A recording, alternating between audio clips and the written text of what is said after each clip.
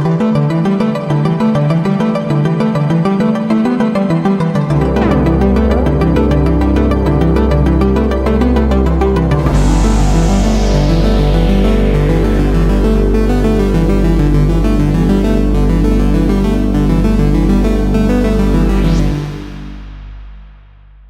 Student, इस session में हम कुछ ऐसे फंक्शंस का जिक्र करेंगे जो डेटाबेस मैनेजमेंट में सपोर्ट फंक्शन के तौर पे जाने जाते हैं। एक्चुअल किसी एनालिसिस का ना वो हिस्सा हैं, ना ही वो किसी एनालिसिस को कंप्लीट शक्ल देते हैं, लेकिन एक सपोर्ट के तौर के ऊपर हम उनको यूज़ करते हैं। 2-3 फंक्शन हम यूज़ करेंगे इस सेशन में। आइए कंप्यूटर पे चलते हैं और देखते हैं कि वो क्या फंक्शंस हैं और उनको हम कैसे यूज़ करेंगे। जी स्टूडेंट्स, ये आपके सामने एक एक्सेल की एक शीट ओपन है। मेरे पास इस पे कुछ स्टूडेंट्स के मार्क्स लिखे हुए हैं जो उन्होंने किसी क्विज़ में, किसी असाइनमेंट में लिए हैं आउट ऑफ 100। और आपको भी शायद फील हो रहा हो, मुझे फील हो, पता नहीं कितने स्टूडेंट्स हैं, 5 हैं, 10 हैं, 15 हैं। तो यहाँ पे मैं एक एक्सेल का फंक्शन यूज़ करूँगा कि जिससे मुझे एक उनकी तादाद का भी पता चल जाएगा और एक आम तौर के ऊपर जब हमारे पास कुछ नंबर्स या कुछ कॉलम्स में वैल्यूज़ लिखी होती हैं तो उसमें एक कॉलम नंबर शुमार का भी होता है जिसमें सारे नंबर्स लिखे होते हैं 1 2 3 4 5, और जिससे हमें उनकी टोटल तादाद का पता चल जाता है। तो यहाँ हमारे पास एक्सेल में एक फंक्शन है जिसको हम फिल कहते हैं। इस फंक्शन को हम यूज़ करेंगे और इस फंक्शन को यूज़ करने में हमारे पास जो पहला रिक्वायरमेंट है कि जहाँ से हमने ये गिनती या नंबर शुमार शुरू करना है वहाँ पे हम पहली वैल्यू लिख देंगे खुद से। पहली वैल्यू जाहिर है जब नंबर शुमार करेंगे तो पहली वैल्यू 1 होगी, तो हमने ये पहली वैल्यू यहाँ पे लिख दी।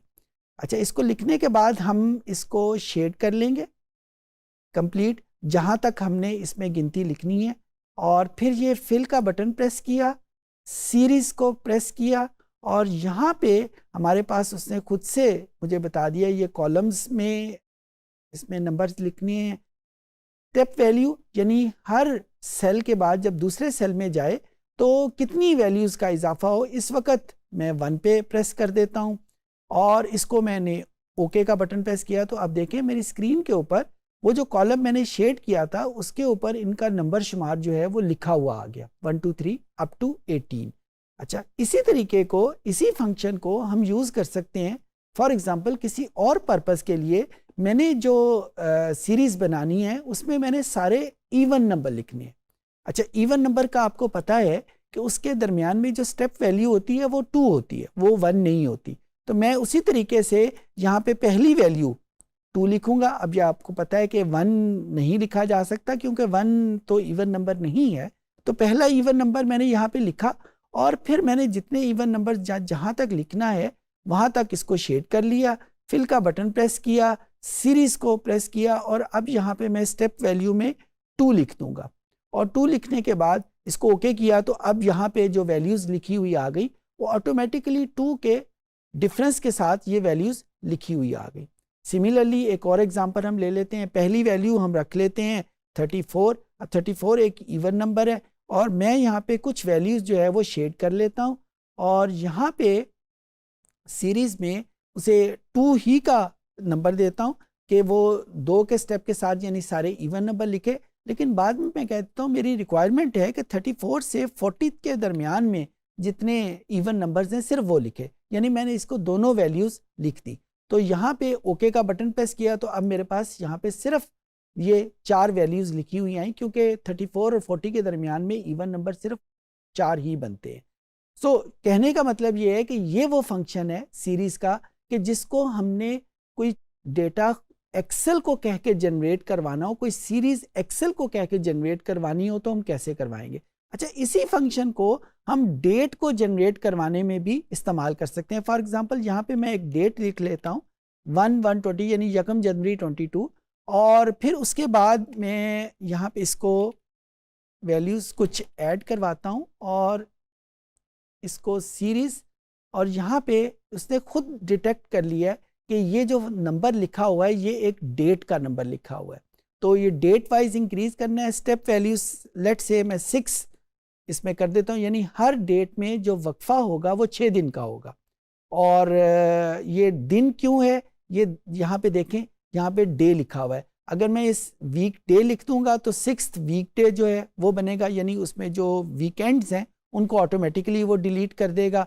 मंथ, तो हर वैल्यू के दरमियान में 6 मंथ का ब्रेक आ जाएगा। अगर मैं ईयर करूंगा तो हर वैल्यू के दरमियान में 6 ईयर का वक्फा आ जाएगा। तो जो भी आपकी रिक्वायरमेंट हो वो यहाँ पे करते हुए इस वक्त मैं डे के ऊपर क्लिक करूंगा और इसको ओके का बटन प्रेस किया तो अब आप देखें कि यहाँ पे उसने सारी वो डेट्स मेरे सामने लिख दी जिनमें 6 डेज का फर्क है। पहली डेट जो है वो 1 जनवरी है, सेकंड डेट जो है वो 7 जनवरी है, फिर उसके बाद 13 जनवरी। ऑटोमेटिकली वो जब मंथ चेंज होगा तो वो ऑटोमेटिकली उसको चेंज कर देगा।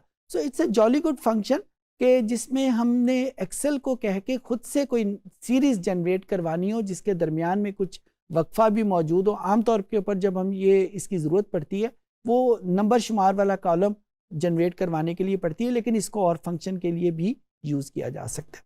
ये एक फंक्शन था। सिमिलरली दूसरा फंक्शन जो ज़्यादा इस्तेमाल होता है डेटाबेस में, ये मेरे पास जो नंबर्स लिखे हुए हैं इस कॉलम में, इस कॉलम में मैंने ये देखना है कि फर्स्ट कौन सा स्टूडेंट है, यानी मैंने इनकी पोजीशन देखनी है कि फर्स्ट पोजीशन कौन सी है, या मैं ये देखना चाहता हूं कि जो 8वें नंबर पे स्टूडेंट है जिसके नंबर 78 है उसकी कौन सी पोजीशन बनती है क्लास में, या मैं ये देखना चाहता हूं कि 13th नंबर पे जिसके नंबर 47 है उसकी क्लास में कौन सी पोजीशन बनती है। दूसरे मानों में, ये तो मैंने एग्जाम्पल की ज़ुबान आपके सामने इस्तेमाल की, अगर मैं ये देखना चाहता हूँ कि मेरी डेटाबेस में कोई नंबर कितनवीं पोजीशन पे है, उसका रैंक कितना है, ये दो लफ्ज़ मैं आपके सामने यूज़ कर रहा हूँ, एक रैंक का और एक पोजीशन का, ये दोनों इंटरचेंजेबली यूज़ होते हैं। तो जब मेरी रिक्वायरमेंट ये है तो यहाँ पे मैं वो फंक्शन यूज़ करूँगा।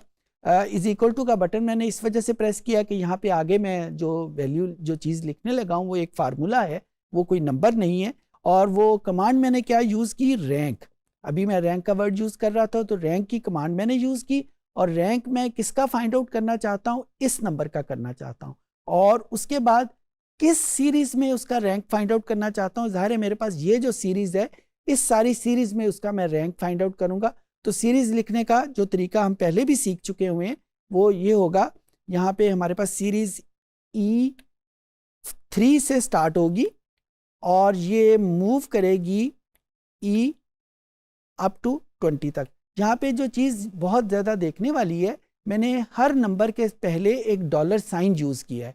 ये डॉलर साइन एक्सेल को बताता है कि यहाँ इसके आगे जो वैल्यूज़ लिखी हो एक सीरीज़ को डिफाइन करने वाली है और वो कॉपी पेस्ट में चेंज नहीं होगा। अगर मैं ये डॉलर साइंस यहाँ पे नहीं यूज़ करूँगा तो ये वैल्यूज़ जो है ये चेंज होती जाएंगी। आप अपनी प्रैक्टिस के लिए ज़रूर कीजिएगा कि इसी फार्मूले को, इसी वैल्यूज़ को डॉलर साइंस के बगैर लगा के देखिएगा, फिर आपको समझ आ जाएगी कि इसमें डॉलर साइन को लगाने का क्या फ़ायदा होगा और डॉलर साइन को ना लगाने का क्या नुकसान होगा। इसको मैंने वैल्यू दी और फिर उसके बाद इसने मुझे बता दिया कि जो नंबर 56 है उसकी कितनीवीं पोजीशन बनती है, उसकी 7वीं पोजीशन बनती है। अगर इसी वैल्यू को मैं कॉपी कर लूँगा तमाम वैल्यूज़ के लिए तो मेरे पास वैल्यूज़ आ जाएगी, हर वैल्यू की जो पोजीशन है, जो उसका रैंक है उसकी क्लास में, वो मेरे सामने आ जाएगा। फॉर एग्जांपल जो 47 है उसका रैंक जो है वो 11 है, 58 है उसका रैंक जो है वो 6 है, 96 है इसका रैंक जो है वो 2 है। और इस हिसाब से अगर मैं देखना चाहूँ कि इस क्लास में पहली पोजीशन किसकी है, तो जाहिर है जिसका रैंक फर्स्ट होगा उसकी पोजीशन जो है वो पहली होगी और वो कितने नंबर है, वो 98 है। और अगर मैंने ये देखना हो कि आखिरी पोजीशन किसकी है तो मैं यहाँ पे आखिरी नंबर देख लूँगा कि उसकी पोजीशन क्या होगी। अब यहाँ पे आखिरी नंबर देखना मेरे लिए मुश्किल हो रहा है तो मैं क्या करूँगा कि मैं इसको सॉर्ट कर लूँगा।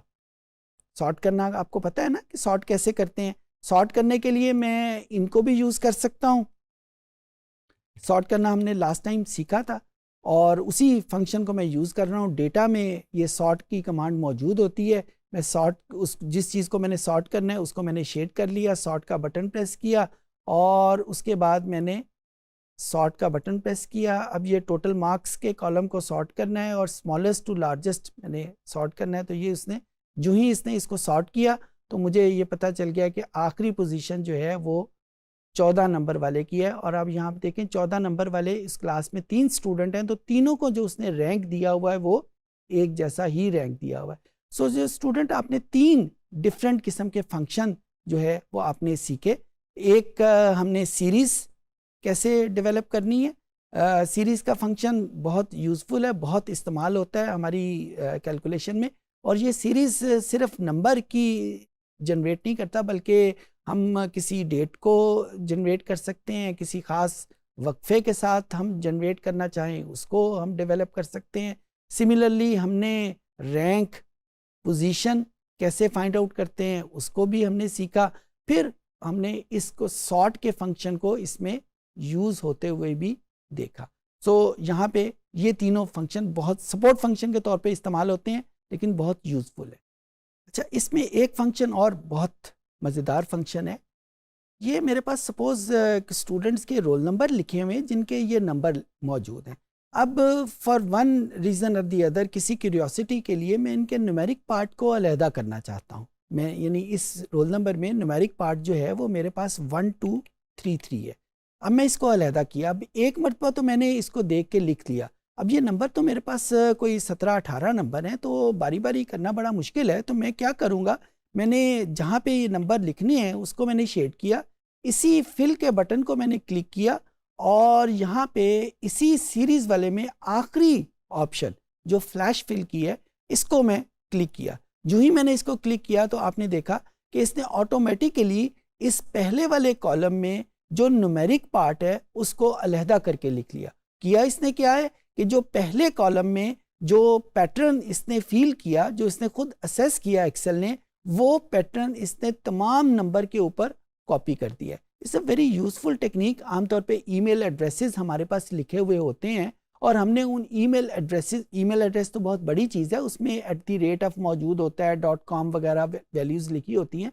लेकिन अगर हमने सिर्फ उसका यूज़र नेम एक्सट्रैक्ट करना हो बजाय के कंप्लीट से, तो हम इसी फंक्शन को यूज़ करते हुए कर सकते हैं। इसी तरह और बहुत सारी जगहों पे ये फ्लैश फिल जो है ये फंक्शन यूज़ हो सकता है।